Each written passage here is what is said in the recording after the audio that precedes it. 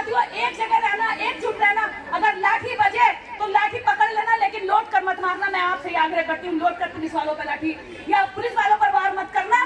बस मैं यही बात कहना चाहती हूँ कि आप लोग संविधान के रक्षक हैं, संविधान के फॉलो करने वाले हैं। हम प्रशासन से लड़ने नहीं आए। प्रशासन ये बात क्यों नहीं समझता?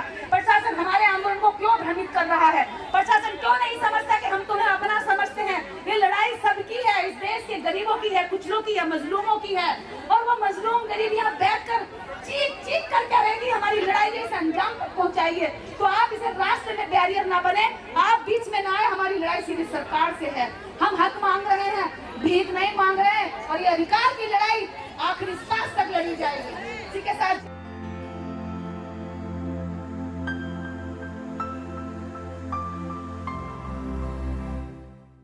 साथियों, जिस तरह से शराब पीकर हमारे बीच में लोग भेजे जा रहे हैं और बदतमीजी करने की कोशिश कर रहे हैं, उनको चिन्हित करो। हमारे पास बहुत सारे वॉलंटियर्स हैं, वो ध्यान रखें कि कहाँ पे किस तरह का कोई असामाजिक तत्व घुस रहा है। महिलाओं के बीच में महिला घुसाई जा रही है और पुरुषों के बीच में पुरुष घुसाए जा रहे हैं। तो इन लोगों से बेहद सतर्क रहना है।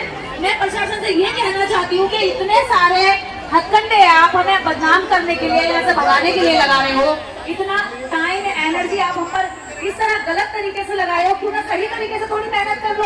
आप सही तरीके से नहीं कह सकते क्योंकि आप डर रहे हो, पर आप हमें यहाँ इंसान भी नहीं समझ रहे हो कि हमारा पूरा दिन हो गया पसीना बहाते बहाते। यहाँ 50,000 लोगों ने अपना पसीना बहाया है, सुबह से 10 बार पसीना आके सूख गया है।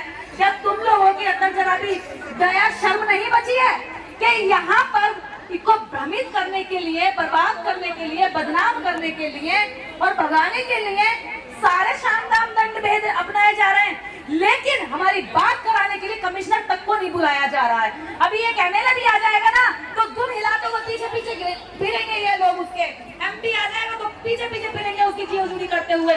लेकिन एमपी एमएलए को वहां तक बिठाने के लिए, उनको पावर देने के लिए जो जनता वोट करती है, उसके लिए एक शब्द नहीं सुना जा रहा है। उसको यहाँ से भगाने के षड्यंत्र रचे जा रहे हैं। अभी कुछ देर पहले महिलाएं यहाँ पर दंगा करने की कोशिश करती हैं, अभी यहाँ पुरुष घुस के शराबी दंगा करने की कोशिश करते हैं। हमारी भूख, प्यास, परेशानी, तड़प क्या आप लोगों को दिखाई नहीं दे रही है? क्या ये सरकार इतनी निरंकुश हो गई है?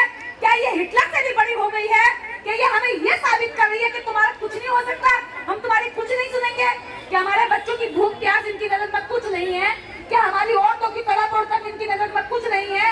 ये वही सरकारें हैं जो बाप भैया बेटा बना लेती हैं और बाप बना बना कर तुम्हारे भैंसों के तबेलों में भी घुस जाती हैं और तुम्हारे पैर पकड़ लेती हैं। ये वही लोग हैं जो आज इन्हें हम दिखाई नहीं दे रहे हैं। हम सुबह से चिल्ला रहे हैं, सुबह से भूखे बैठे हैं सारे लोग, और ये एक तरह की 50,000 लोगों की भूख हड़ताल हुई है। घरों से सुबह से कुछ लोग खा के निकले और कुछ नहीं भी निकले हैं। दूर दराज दिल्ली तक से लोग भूखे चल के यहाँ तक पहुंचकर सुबह से 1 मिनट भी उनको आराम नहीं मिला है। और कोशिश कर रहा प्रशासन कि हमें भ्रमित कर दे, हमें भगा दे, परेशान कर दे। तो मैं वादा करती हूँ कि हम परेशान नहीं होंगे। तुम जितना परेशान कर रहे हो, हम इतने ज्यादा मजबूत होकर चले जा रहे हैं, क्योंकि हम भी बाबा साहब डॉक्टर अम्बेडकर की संतानें, जिनके लिखित संविधान से तुम तनख्वाह खा रहे हो, अपने बच्चे पढ़ा रहे हो। हम पीछे नहीं हटेंगे। बाबा साहब अम्बेडकर नहीं हटा, बाबा साहब अम्बेडकर नहीं हटा, पेरियार नहीं हटा तुमसे, बुद्ध नहीं हटा, बदनाम नहीं हुआ, तो तुम उनकी संतानों को क्या बदनाम करोगे? हम तो वो लोग हैं जो वहाँ भी नंगे भूखे रहते हैं, गांव में भी हमारे सर पर अच्छी छतें नहीं है, हमारे घरों में अच्छा टाइल्स और पत्थर नहीं बिछा हुआ है, हमारे नलों में साफ सुथरा पानी नहीं है, हमारी सड़कों पे किसी भी तरह की साफ सफाई नहीं है, नालियां बनी हुई नहीं है। हम यहाँ भी अपना पसीना बहाने के लिए तैयार हैं। अगर तुम हमारी परीक्षा ही लेने के लिए तैयार हो तो हम सब परीक्षा देने के लिए तैयार है। क्या हम सब तैयार हैं? तैयार है। क्या हम सब इस परीक्षा के लिए तैयार हैं? तैयार है। हम बिल्कुल पीछे नहीं हटेंगे। मैं एक बहुत बड़ी कहानी के माध्यम से आपको त्याग की घटना बताती हूँ। इस भारत के अंदर त्रावणकोर, केरला, त्रावणकोर में एक ऐसा राज्य था, ऐसा कानून था जिसमें दलित महिलाओं को ऊपर का कपड़ा, ऊपर का तन ढकने के लिए टैक्स देना पड़ता था। जानते हैं टैक्स चुकाना पड़ता था। अगर दलित महिलाएं अपना स्थल ढकेंगी तो टैक्स चुकाएंगी, और अगर टैक्स नहीं चुकाएंगी तो नंगी रहेंगी। ये कानून था इस भारत के अंदर, ऐसा घटिया कानून था।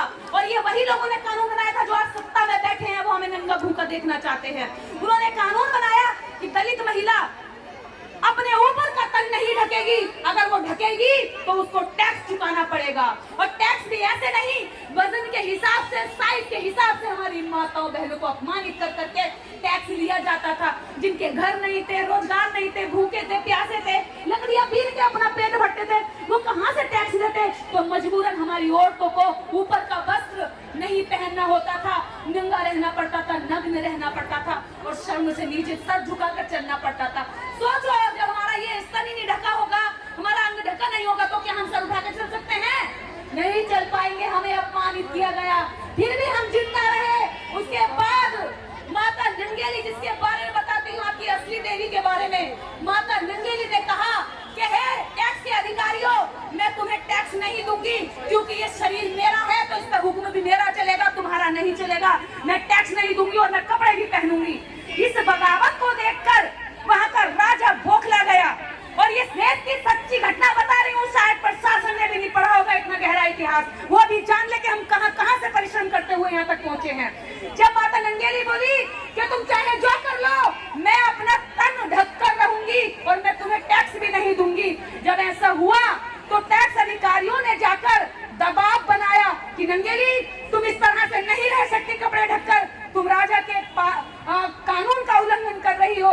तो माता नंगेली ने कहा कि जब तुम्हारी औरतें पूरा वस्त्र पहन सकती हैं, तो आखिर हम भी तो इंसान हैं, हम भी औरतें हैं, हम क्यों नहीं पहन सकती? माता नंगेली ने जोर देकर कहा कि हमारा शरीर हो, तुम हमें ढकने का अधिकार तक नहीं देते, तो ऐसी गंदी सरकार को मैं उखाड़ फेंकूंगी। मैं भले ही तुम्हें एक साथ नहीं हटा सकती, लेकिन मैं इसके लिए अपनी जान तक देने को तैयार हूँ। जब टैक्स अधिकारी नंगेली के घर गए तो नंगेली ने दरवाजा बंद किया, बोली कि मैं अभी तुम्हारा टैक्स ला रही हूँ, टैक्स भरूंगी। जानते माता नंगेली ने क्या कुर्बानी दी? ये कान खोल के सुन लेना, कई हजार वर्षों का इतिहास जो दफन है, जिसकी चिंगारी आज तक आपको तक नहीं पहुंचने दी। माता नंगेली ने जानते क्या किया? माता नंगेली ने अपने दोनों स्तन काट के टैक्स अधिकारी के हाथ में रख दिए और कहा, जा, मैं वो शरीर का अंग ही नहीं रखती जिसमें मेरा अधिकार ना हो। और टैक्स अधिकारी कांप उठा और रो पड़े, भाग गए और देख नहीं पाए। और इस तरफ में ज्यादा खून बहने की वजह से माता नंगेली की मौत हो गई। और माता नंगेली की जब मौत हुई तो जानते हैं, आप जैसी हजारों महिलाओं ने कपड़ा पहना और राजा से कहा, अगर दम है तेरे अंदर तो हमारे कपड़े उतार के दिखा, हम कपड़े पहन कर रहेंगे, नंगेली की कुर्बानी जाया नहीं जाने देंगे। तो माता बहनों, हम वहां से संघर्ष करते आ रहे हैं। फूलन का इतिहास आपको बहन बता चुकी है, सावित्रीबाई फूले का इतिहास आप तक पहुंच चुका है।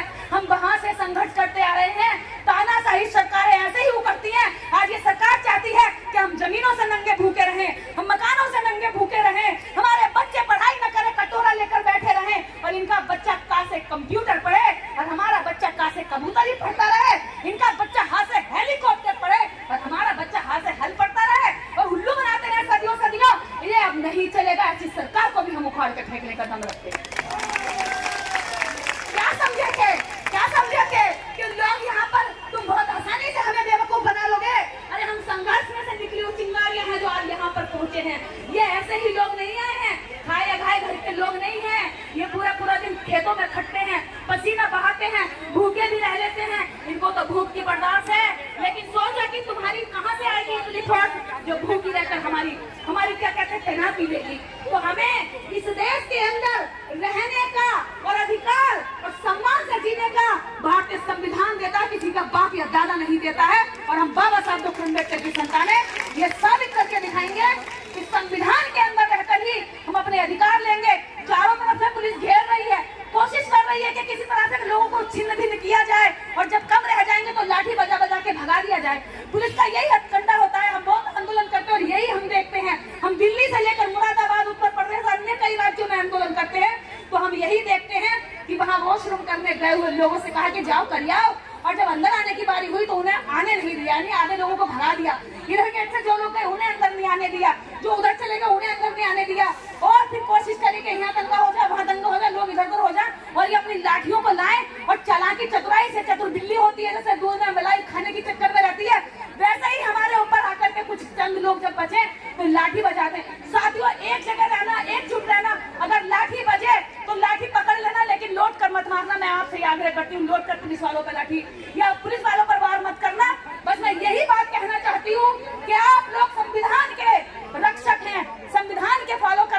हैं। हम प्रशासन से लड़ने नहीं आए। प्रशासन ये बात क्यों नहीं समझता? प्रशासन हमारे आंदोलन को क्यों भ्रमित कर रहा है? प्रशासन क्यों नहीं समझता कि हम तुम्हें अपना समझते हैं? ये लड़ाई सबकी है, इस देश के गरीबों की है, कुचलों की है, मजलूमों की है। और वो मजलूम गरीब यहाँ बैठकर चीख चीख कर कहेंगे हमारी लड़ाई इस अंजाम तक पहुंचाइए। तो आप इसे रास्ते में बैरियर ना बने, आप बीच में ना आए। हमारी लड़ाई सीधी सरकार से है। हम हक मांग रहे हैं, भीख नहीं मांग रहे हैं। और ये अधिकार की लड़ाई आखिरी सांस तक लड़ी जाएगी। इसी के साथ जय भीम। मैं इसकी निराला जी को आमंत्रित करती हूँ।